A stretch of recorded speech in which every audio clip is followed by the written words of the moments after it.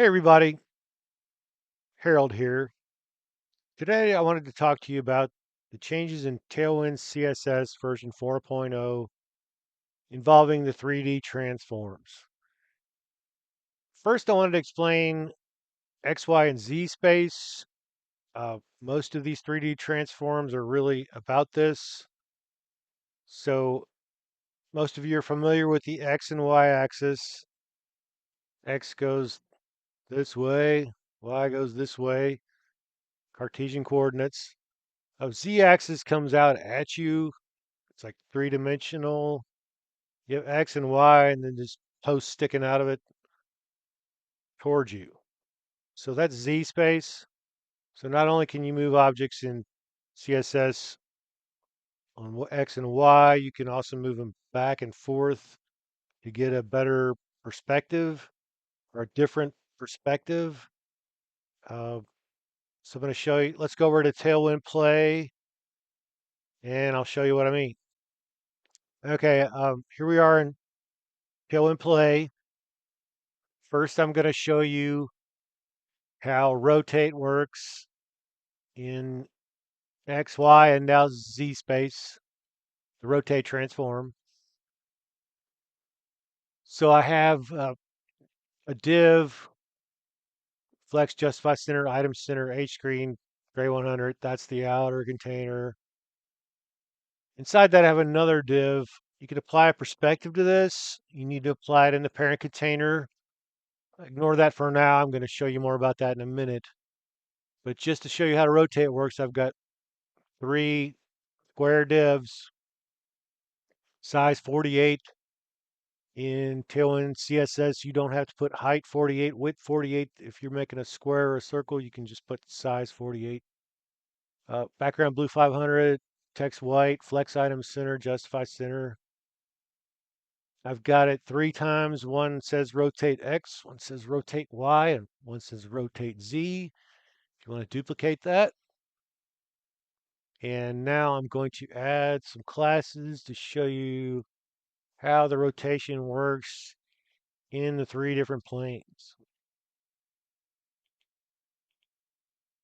So here in rotate X, I'm going to say transform 3D, not just transform, but transform 3D. Then I'm going to rotate on the X axis 45 degrees. Okay, that rotated on the X axis. I would say that if you're holding something from the top, you flipped it, right? It was flat, now it's flipped over on the X axis.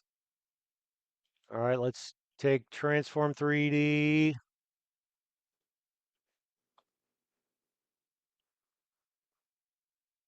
And we will rotate Y 45. Okay, that I would say it's not flipped it, it's spun it. Grabbed it by the top and spun it 45 degrees around. So that's rotate Y. Now rotate Z. What do you think it's going to do there? So let's transform 3D.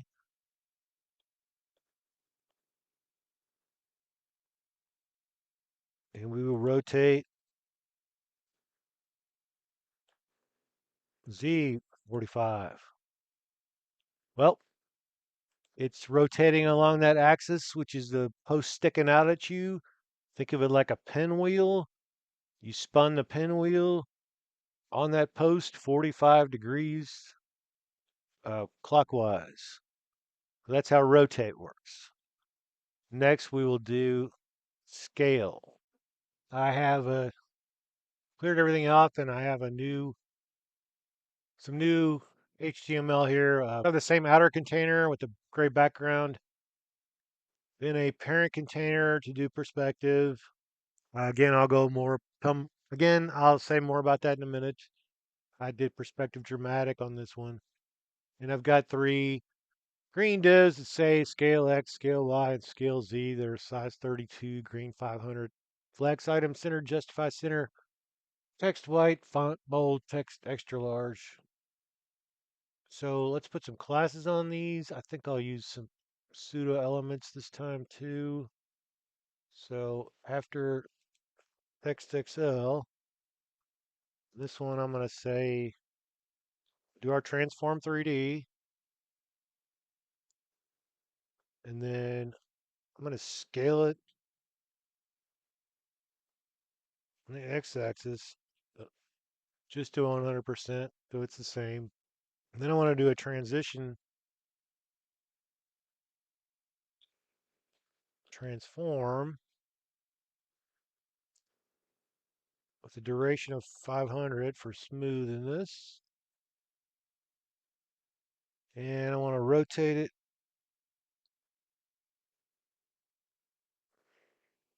on the y-axis 30 degrees.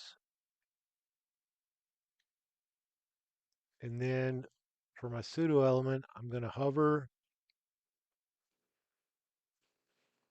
and rescale it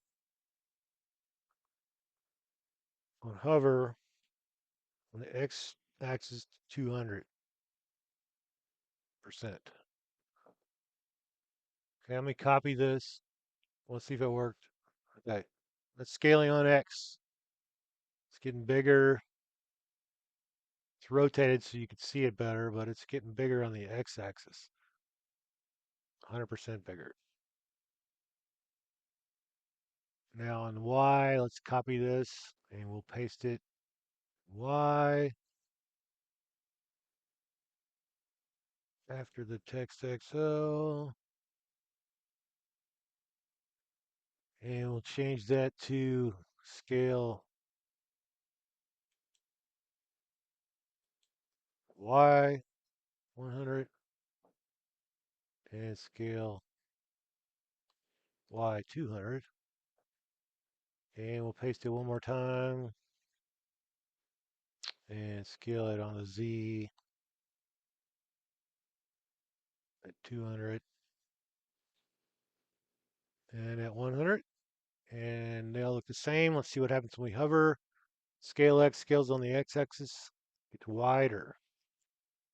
Scale Y scales on the y-axis. It got much longer. See, it's now behind both those other ones. Scale Z scales on the z-axis. It stretched it on the z, which is kind of weird. Dramatic perspective makes it even weirder looking.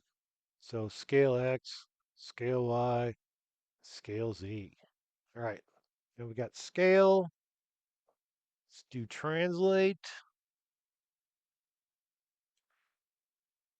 Get rid of all that. Okay, so I've got my outer container, another perspective dramatic parent container, uh, three divs, translate X, Y, and Z, size 32, background green 500. Oh, I did width and 32 and height 32. Remember, you can do size 32. I forgot myself. Flex, item center, justify center, white text, bold font, extra large. Translate X, Y, and Z. So let's add some transform classes and pseudo elements. So we'll start off with translating X, 0, nothing. Then we'll do a transition, transform, so another duration of 500 to ease it in and out. And then a hover will translate 10, sorry, translate X 10. See if that will work. So it's going to move X 10 on the X axis. So it moved, if I did minus, uh, it would move the other way. Okay, so that's moving on the X axis. Let's copy that and we'll paste it down here and down here. and translate Y here and Y here and Z here and here. And let's see what happens when we hover now. X to the right. Y, what do you think? Up, down. X to the right. Y, down. What do you think Z will do? It moves closer to you. So on so it's moving on the Z-axis toward you. It's not just getting bigger, it's popping out. This would be a really cool effect in a button or something. Okay, that's translate. Now I'm going to explain to you all about the perspective. So let's clear all that out.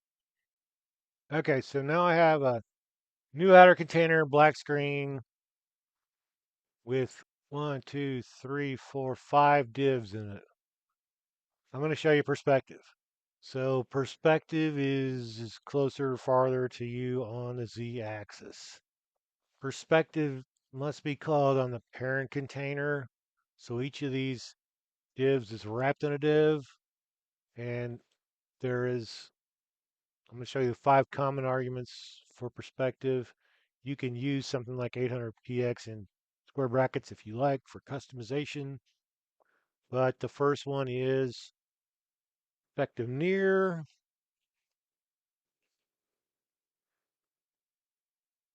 Okay, that's moved nearer to me on the Z-axis. I've also rotated them 45 degrees to show the effect better. So the next div is perspective normal. That doesn't change much. It just rotates it a little. Same. So you have to have the perspective to get the 3D effect though. All right, let's perspective mid-range. Whoa. Okay, that's, if you can tell, kind of in between normal and near. I'll show you distant.